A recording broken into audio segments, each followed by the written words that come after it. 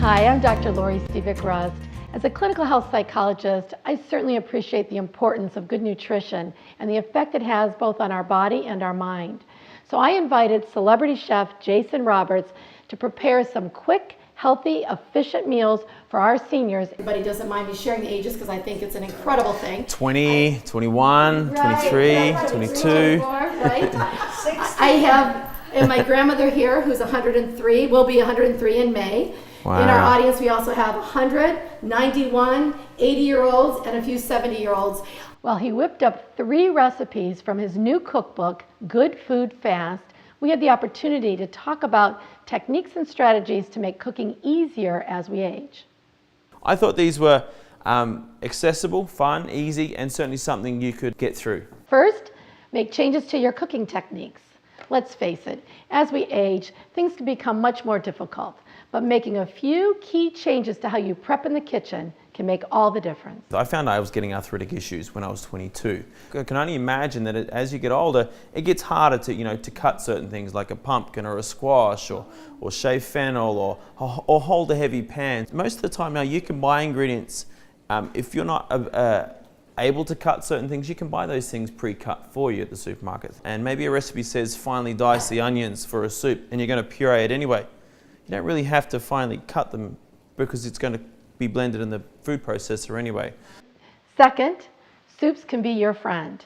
Eating soups and liquid-based dishes can help prevent dehydration. You know, the nice thing about soup though is that you add all this liquid to it and you just let it boil away till it's soft and then you puree it. Soup is definitely one of those things you could take any ingredient and make soup into. So I find this is just a good way to use up your leftovers and definitely something that keeps, freezes well, and always a great last minute meal if you make enough ahead. Mm-hmm. And it keeps, with all of the liquid in it, it keeps us hydrated. And again, another issue we know with aging. Yeah. We tend to lose a lot of our fluid. We get dehydrated long before we ever feel a sense of thirst. Yep. And so using the liquid-based recipes like soup is another great way for seniors to stay hydrated. Not only that, soups are nutritious and easy meals to prepare.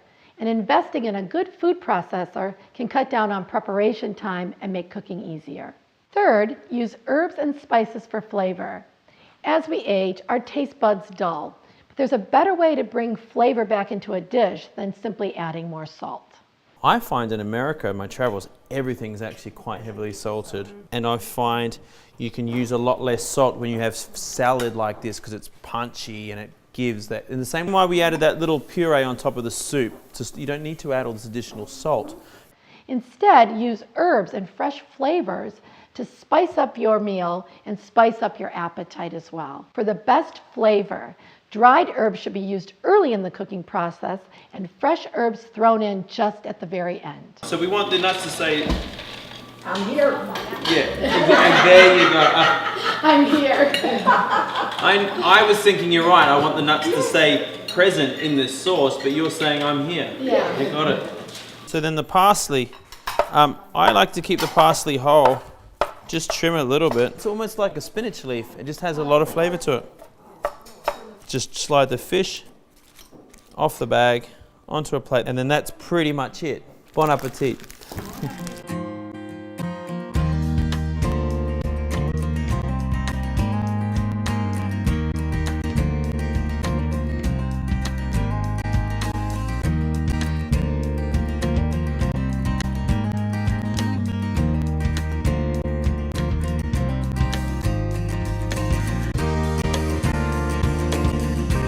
This is the best fish I ever had.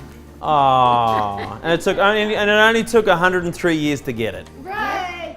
For more health tips or recipes from celebrity chef Jason Roberts' new cookbook, Good Food Fast, find me at drlori.net.